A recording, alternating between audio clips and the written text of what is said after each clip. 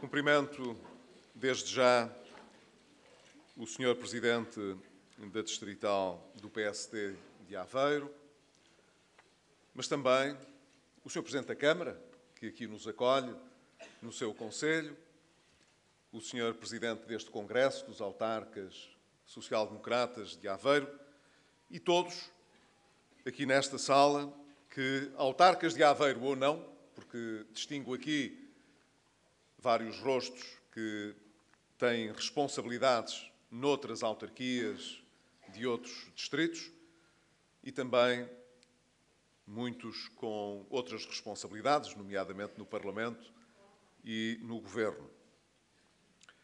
O Sr. Presidente dos Autarcas Social-Democratas, que interveio agora e que cumprimento também de uma forma muito amiga, colocou a questão do futuro em perspectiva de se tratar de reconhecer o que foi feito e de transformar a esperança que o país está hoje em condições de ter para o futuro em certeza. E, portanto, pôs em perspectiva não apenas o mandato que estamos a desenvolver e que terminará em meados de setembro, quando se realizarem as eleições, entre 15 de setembro e 15 de outubro, como todos sabem, como também acrescentou a necessidade de olhar para a frente, para o futuro.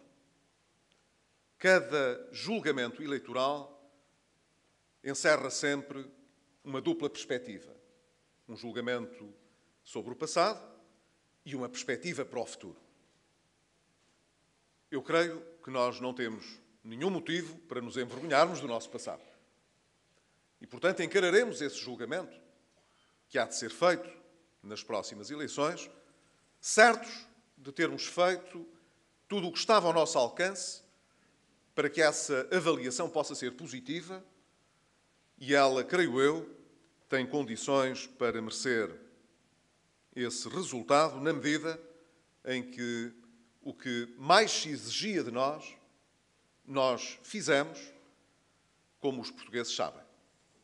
Fechar o ciclo da emergência nacional, fechar o memorando de entendimento sem negociar mais nenhum outro apoio de natureza financeira externa, restituir ao país a sua liberdade de escolha e, ao mesmo tempo, a sua capacidade para livremente escolher o seu futuro. Isso nós fizemos. Fizemos mais do que isso, evidentemente. Não estivemos apenas de turno a arrumar a casa e a garantir que aquilo que parecia muito difícil de concretizar se concretizaria. Lançámos também sementes importantes para o futuro. E estou convencido que desde as áreas institucionais, das chamadas áreas nucleares da soberania, seja na defesa, seja na justiça, onde se realizaram e realizam reformas importantes, seja também ao nível da segurança e da administração interna, onde se está a executar uma reforma de fundo também, que, em todo o caso, tem garantido a Portugal um resultado de política segura e com segurança para os cidadãos, que mantém um standard muito elevado quando comparado com a média dos países com que nos costumamos comparar, mas também nas áreas económicas e sociais produzimos transformações muito importantes que nos garantirão, espero eu, sustentabilidade futura. Quer dizer, sem querer fazer nenhum balanço, enfrentaremos esse julgamento eleitoral com a consciência de dever cumprido.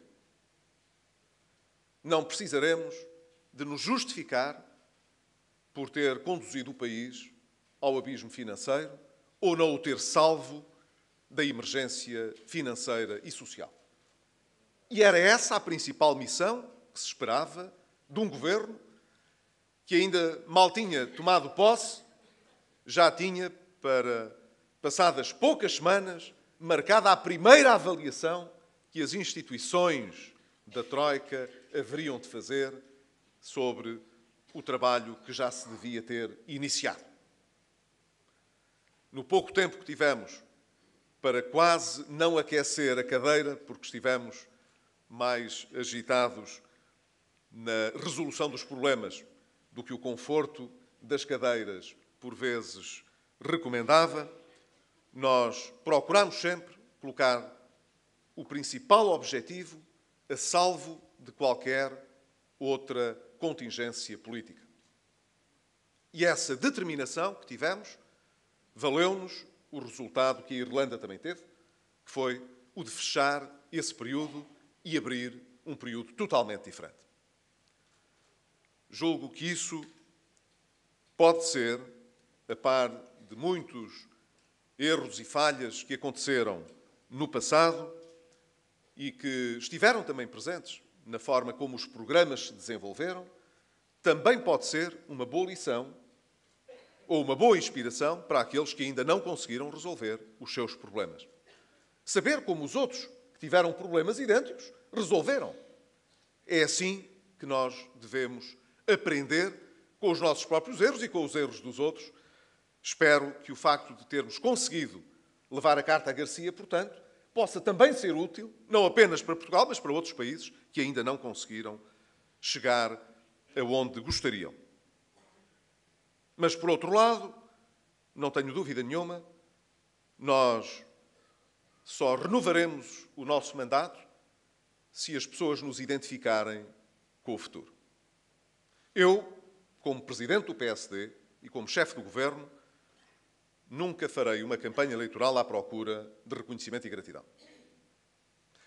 Não é que, do ponto de vista humano, as pessoas não sejam sensíveis a isso. Mas, em boa verdade, não é isso que conta. Isso foi o que contou até aqui. O que conta daqui para a frente, o que conta para o futuro, é o que podemos acrescentar, não foi o que já fizemos. E essa é a nossa principal tarefa. É poder dizer aos portugueses que, se conseguimos até hoje concretizar uma mudança que o país precisava e aguentar o custo grande dessa mudança, agora não é hora de voltar a pôr tudo em causa, é hora de andar para a frente, de acrescentar futuro, de avançar no nosso país e de não voltar sempre às mesmas discussões e aos mesmos problemas.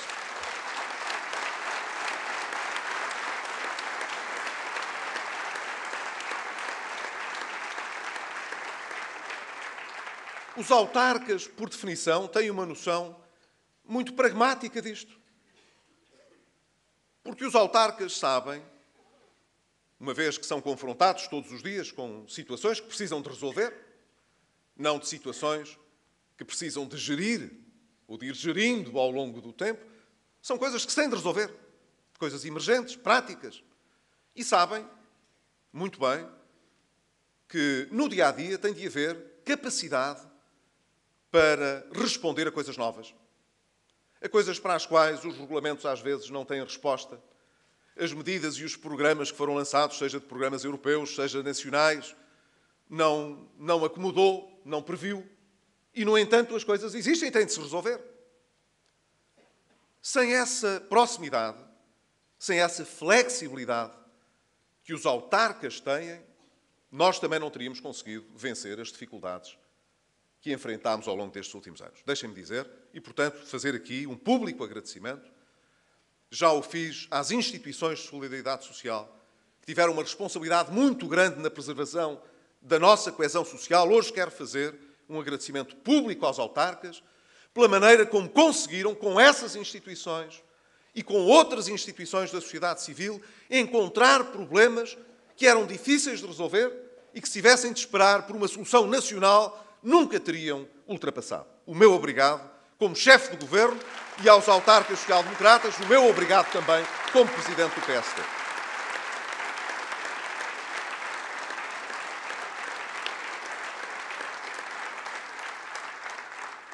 É muito por essa experiência que eu tenho insistido no objetivo da descentralização. Nós sabemos que existe uma desconfiança antiga que impede que esta descentralização possa ocorrer de forma mais fácil. E existe também, a par dessa desconfiança crónica, antiga, uma inércia extraordinária que impede que, na hora da verdade, mesmo quando nós queremos fazer as transformações, que o Estado no seu todo se agilize, esteja disponível para encontrar novas formas de resolver os problemas. Tudo é relativamente fácil quando traçamos as grandes linhas de orientação, tudo se revela subitamente complexo e difícil na hora de acertar cada contrato-programa, cada medida de descentralização, mobilizando as estruturas da administração central e, ao mesmo tempo, equipando devidamente as estruturas locais para realizar as novas tarefas. E, no entanto, garanto-lhes, o país não avançará se não conseguirmos levar por diante este objetivo de descentralização. Não é possível criar um país próspero e moderno, suficientemente flexível e ágil nas respostas que é preciso encontrar, seja ao nível das políticas sociais, seja mesmo ao nível de algumas políticas económicas, se não conseguirmos que os executivos municipais, que as assembleias municipais, que os órgãos autárquicos ganhem relevo, ganhem novos instrumentos para poder atuar. Não se trata, portanto, de nenhuma opção ideológica complexa. Trata-se de uma situação muito prática, muito pragmática. Se queremos resolver problemas a tempo e horas, temos de dar condições aos autarcas para o poderem fazer. E se tivermos de esperar que seja o Estado Central a fazê-lo, esperaremos sentados demasiado tempo.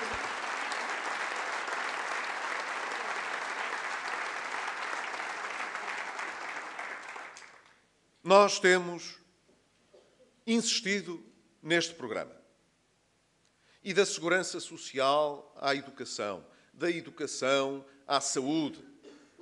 Nós temos de conseguir que as nossas estruturas da administração central se movam com mais rapidez para acordar essa transferência de competências. Sabemos que para vencer a desconfiança antes da competência propriamente dita, em termos formais, ser transferida na lei, ela tem de ser ensaiada através do quadro que nós temos de contratualização. Porque é isso que nos dá confiança para o futuro. Se soubermos contratualizar bem e verificarmos que na avaliação da execução desse contrato as coisas correm bem, depois é mais fácil transferir a competência. O processo é este, portanto. Deixemos-nos de formalismos. Nunca haverá uma lei perfeita de descentralização. Mas quanto mais fundo levarmos os nossos programas, os nossos contratos, melhor os poderemos avaliar e, em função dessa avaliação, criar, então sim, um quadro descentralizador, efetivo, permanente, com maior confiança entre todos. Os municípios estão preparados, 40 anos depois, para receber este novo papel. E o Estado Central não precisa, reparem bem, não precisa de despedir ninguém para aproveitar as estruturas que hoje tem para fazerem outras coisas. Que ninguém veja, portanto, no Estado, este processo como um processo facilitador de qualquer dispensa de recursos humanos. Nós temos um objetivo, tivemos e mantemos, de ter um Estado mais ágil por contraposição de um Estado pesado. Mas estamos a atingir esse objetivo paulatinamente. Usámos muitos instrumentos para esse efeito, como sabem, desde as rescisões amigáveis ao quadro da requalificação. Tivemos o cuidado de, em muitas circunstâncias, não substituir quadros que, entretanto, se aposentavam e, portanto, temos vindo, paulatinamente, a reduzir o número de efetivos global da administração. Mas agora precisamos, sobretudo, de qualificar a nossa administração em termos nacionais, em termos centrais também, para outras tarefas. Eles são precisos para outras tarefas. Mas os autarcas, pela proximidade que têm, pela flexibilidade que podem empregar às situações, têm melhores condições para atingir muitos dos objetivos que hoje estão colocados ao nível da Administração Central. Por isso é que não desistimos deste processo de descentralização. Mas há um aspecto para o futuro que é muito importante e que aqui quero destacar também. Tem que ver com as chamadas reformas estruturais. Como em tudo, tem pouca razão quem se apresenta com radicalismo nestas discussões. Nós sabemos qual é a importância que as decisões do Banco Central Europeu têm tido para garantir condições de financiamento mais adequadas aos Estados e também às economias dentro da zona euro e da União Europeia. Nunca dissemos o contrário. O facto de estarmos até a incorrer em algum risco de deflação obriga mesmo, é a obrigação do Banco Central Europeu tomar medidas que impeçam que uma situação dessas se possa enraizar. E é o que o Banco Central Europeu tem vindo a fazer dentro da sua independência. Mas há quem pense que isso só comprova que tudo o resto era dispensável, que não precisávamos de ter feito reformas e que os programas que ocorreram nos países onde se aplicaram e nos outros onde não se aplicaram, mas tiveram de aplicar a mesma receita, nada disso teria sido necessário se o Banco Central Europeu pusesse o dinheiro barato. Estão errados também. Aquilo que se passa é que nós não podemos distrair-nos com a espuma dos dias. Nós sabemos que a situação de deflação que estamos a enfrentar é muito negativa. E é responsabilidade do Banco Central Europeu contrariá-la.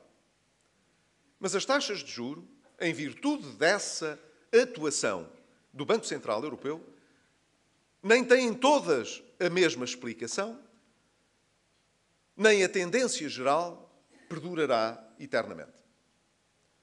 Que não tem a mesma explicação, nós já percebemos, porque apesar da intervenção do Banco Central Europeu, há países, infelizmente, que têm as suas taxas a aumentar. É o caso, sobretudo, da Grécia.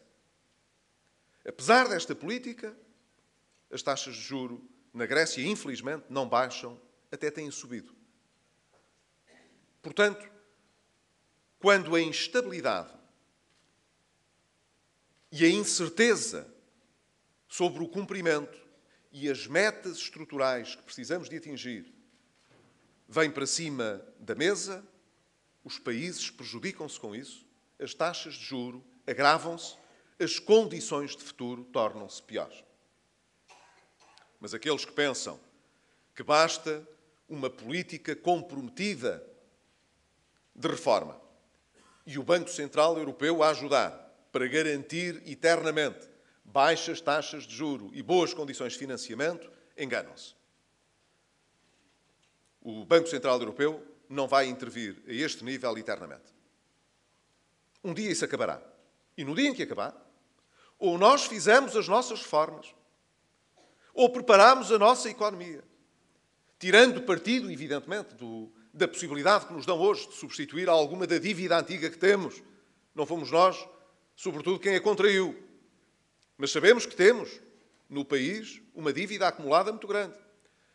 Temos de aproveitar esta altura para substituir alguma dessa dívida por outra a custos mais baixos.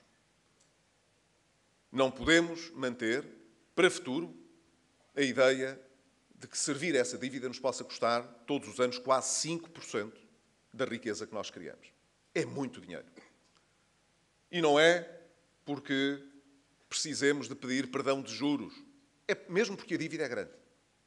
Como, de resto, a Comissão Europeia sinalizou, e bem. Portanto, temos de aproveitar esta oportunidade para substituir uma parte dessa dívida por outra que tenha um custo mais baixo. Mas temos também de mostrar a todos os investidores, aos empresários, aos trabalhadores, que não estamos apenas à espera de soluções que nunca se eternizarão para resolver os nossos problemas. Temos de ser nós a resolvê-los. E a agenda estrutural, que tem estado em cima da mesa e que muitas vezes foi esquecida no debate público por causa do debate da austeridade, é para prosseguir se queremos realmente, quando o Banco Central Europeu terminar este chamado quantitative easing, a mostrar um caminho de recuperação económica com níveis de financiamento que sejam adequados à economia portuguesa. Por essa razão é que nas próximas eleições, quando estivermos a avaliar o projeto para o futuro, as pessoas terão de saber bem o que é que cada um leva para esse debate. E não terão muita dificuldade em perceber que uns estão distraídos e acham que as melhores coisas a prometer são novas prestações sociais ou a negociação de programas de recuperação a assinar com a União Europeia que prevejam, certamente, financiamento adicional. Quer dizer, soluções antigas, coisas que já experimentámos, não nos trouxeram nem saúde nem felicidade. Sempre que encararmos o futuro, pensando que podemos andar para trás e privilegiar as mesmas políticas de facilidade com o dinheiro dos outros, estaremos a dizer aos portugueses que não aprendemos nada com os erros passados. O que temos de fazer, portanto, é dizer aos portugueses, e eu acredito que eles, quando olhem para nós, saibam isto, que mantemos uma estratégia muito clara.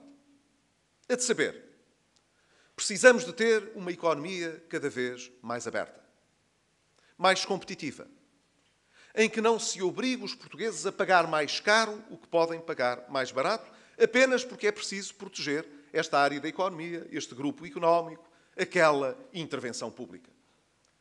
Se conseguimos fazer pelo menos o mesmo, ou melhor, com mais competição e mais barato, não há nenhuma razão para os portugueses pagarem mais caro. Não há nenhuma razão para os portugueses pagarem, todos eles, o risco que alguns correram quando investiram em soluções que não tinham viabilidade ou quando, simplesmente, apostaram numa economia fechada e protegida. Nós não podemos olhar para o futuro socializando as perdas privadas. Não deixa de ser curioso, no entanto, que às vezes nos acusem do contrário, quando somos justamente nós quem mais tem clamado por essa transparência e por essa separação. Não temos nenhum prazer quando qualquer português faz uma aposta económica errada.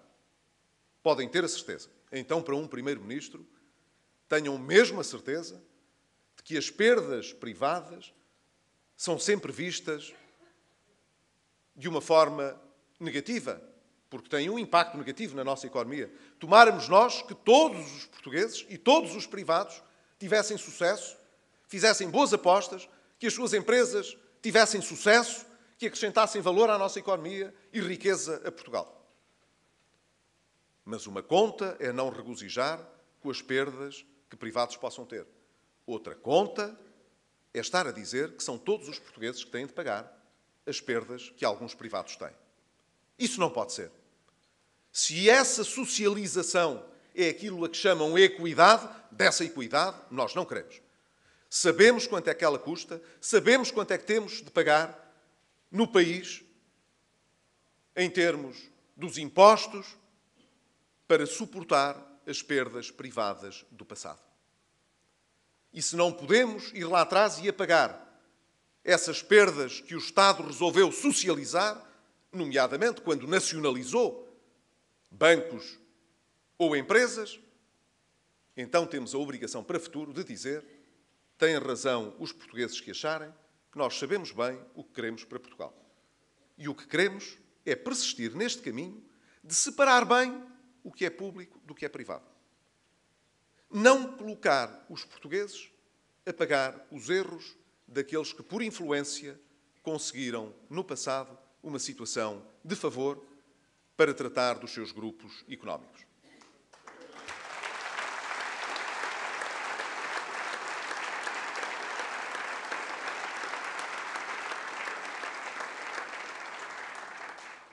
Mas é preciso ainda ir um pouco mais longe. Não basta que a justiça funcione e que o Estado não esteja a socializar perdas. É preciso também que saibamos acrescentar valor. E aqui há dois aspectos que eu acho que são os mais importantes para o futuro. O primeiro, conseguirmos evitar as situações de desperdício, de desemprego, isto é, tudo o que nos coloque abaixo da nossa capacidade para crescer no futuro. Não se trata apenas de uma questão de dignidade, que também se trata. Nós precisamos que as pessoas tenham a oportunidade de realizar os seus sonhos da forma mais equitativa possível. Mas precisamos também, na economia, que aqueles que hoje estão desempregados possam voltar à atividade. É uma questão de dignidade para cada um deles, mas é também uma questão de sustentabilidade para a nossa economia e de condição de crescimento para o futuro.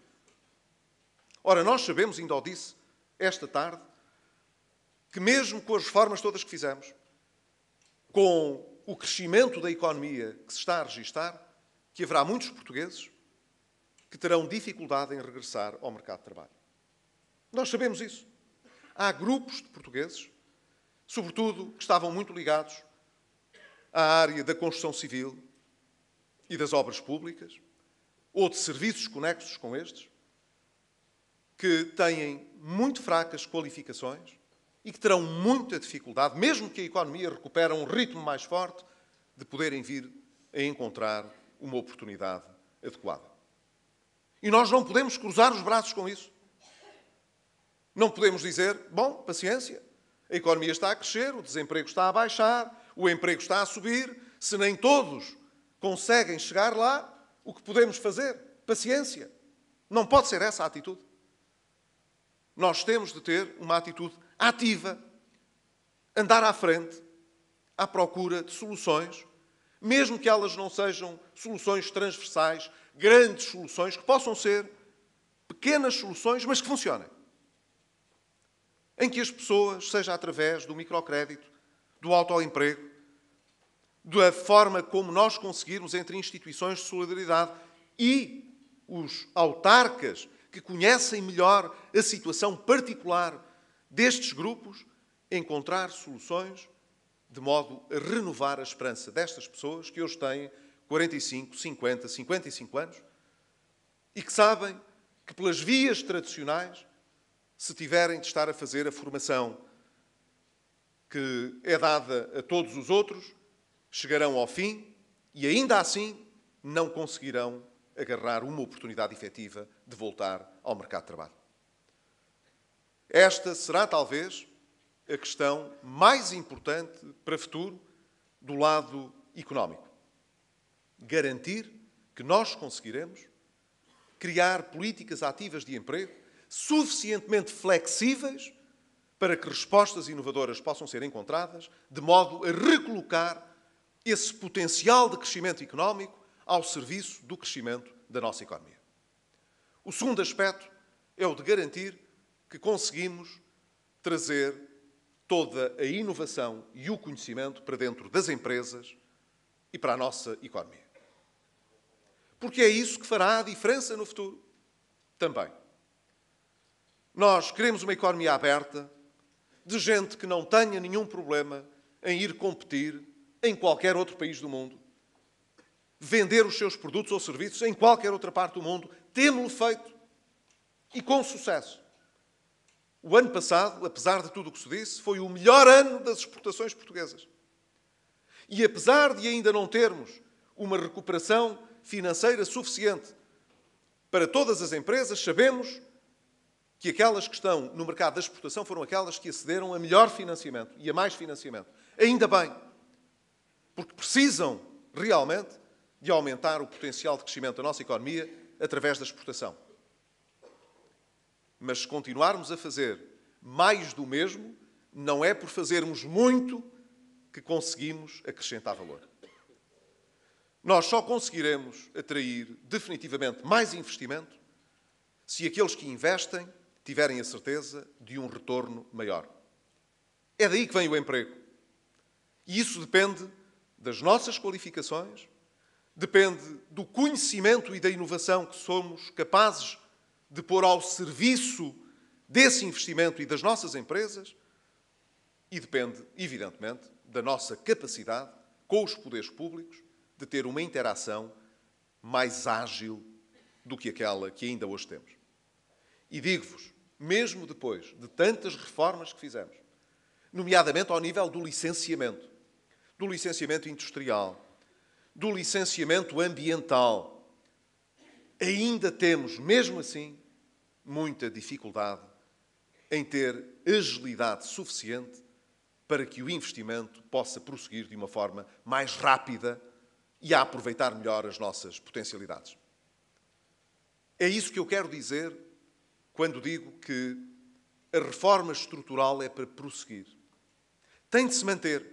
Não é uma coisa que se faça uma vez e que fique fechada no armário para depois exibir de vez em quando, sempre que alguém nos visita. Para dizer, vejam o que fizemos.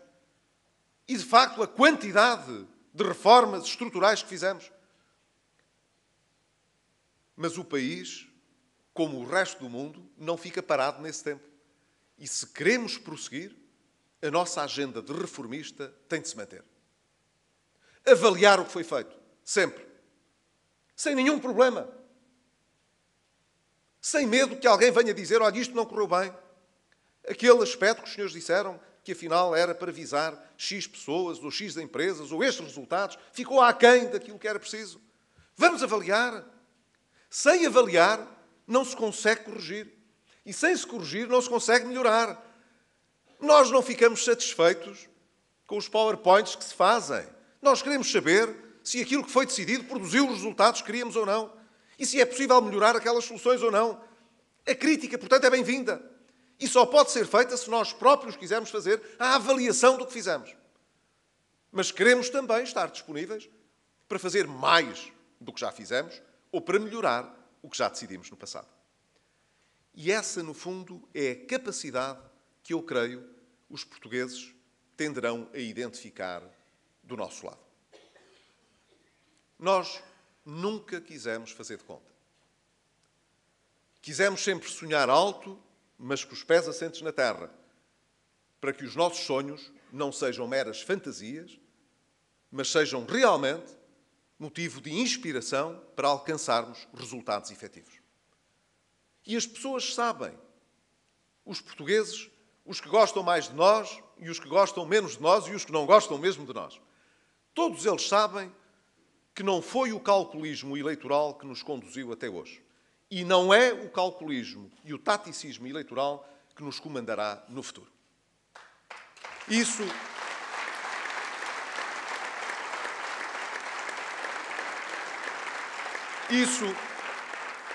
os portugueses sabem que nós temos. Não precisamos de esperar que as instituições europeias acordem novos programas com Portugal. O futuro dos portugueses não está dependente de tais programas, nem das instituições europeias. O futuro dos portugueses está nas mãos dos portugueses e do próximo governo que eles escolherem. Ai do governo que pense ganhar o país a prometer o que só depende dos outros. Com o que depende dos outros, ganhamos todos. Mas perde o país. O país só ganha com aquilo que está ao nosso alcance fazer. Nós não teríamos vencido as dificuldades dos últimos anos sem executar bem aquilo a que o governo anterior se tinha comprometido. Fizemos. Não teríamos tido a possibilidade de ultrapassar essas dificuldades sem esse apoio. Mas se não tivéssemos feito nós, por nós próprios, os senhores acham que havia alguém que nos quisesse ajudar? A disponibilidade dos parceiros para ajudar quem não quer ser ajudado é muito limitada. Quem se quer ajudar a si próprio e encontra as soluções, sempre acaba por encontrar algum apoio nos outros. Mas não é a contar com o apoio dos outros que nós resolvemos os nossos problemas. Convido, portanto, todos os que querem disputar responsabilidades para o futuro a dizerem o que podem trazer por si próprios que não seja pela via europeia. Que digam como é que criam novas prestações sem aumentar a despesa. E sem, com isso, aumentar o déficit ou aumentar as necessidades de financiamento da economia. Vamos avaliar estas coisas com seriedade. Porque se todos estivéssemos cá a resolver problemas, criando novas prestações e aumentando as necessidades de financiamento, éramos todos campeões. Não há dúvida, todos os problemas se teriam resolvido. Mas nós sabemos que isso não é assim. E que aqueles que acharam que era assim, ou tiveram de pedir o resgate externo, ou tiveram muitos amargos de boca. Concluo dizendo que o país merece ser tratado com inteligência. Quem respeita os portugueses tem de os tratar com inteligência. E, portanto, tem de reconhecer que de cada vez que um programa é apresentado, ele não pode traduzir apenas uma vontade piedosa de resolver problemas. Ele tem de mostrar como é que os problemas se resolvem de facto. Os portugueses hoje sabem como é que nós resolvemos os problemas que tivemos. E sabem que nós temos uma estratégia para o futuro do país. Porque não precisamos de andar a inventar nenhuma. Nós sabemos o que queremos. De resto, quando nos apresentámos às eleições em 2011, dissemos que tínhamos um programa para 8 anos. Iremos agora atualizá-lo, mas os portugueses sabem para onde é que nós nos dirigimos e qual é a estratégia que temos para Portugal. Enquanto nós nos mantivermos com essa firmeza e determinação e apostados em manter esta mudança que se fez e em andar para a frente, eu tenho a certeza que jogaremos limpo e com inteligência com os portugueses. E eu confio muito nos portugueses, confiei durante estes anos e não tenho nenhuma razão para não continuar a confiar no futuro, que é um futuro que todos podemos ver, felizmente, com mais otimismo e com mais confiança. Essa é a razão porque os autarcas do PSD, os militantes do PSD, não terão dificuldade em conversar, seja com quem for, em Portugal. Hoje parece, e eu acho que é, bem diferente a discussão sobre o nosso futuro. A nossa liberdade mudou totalmente. Muito obrigado.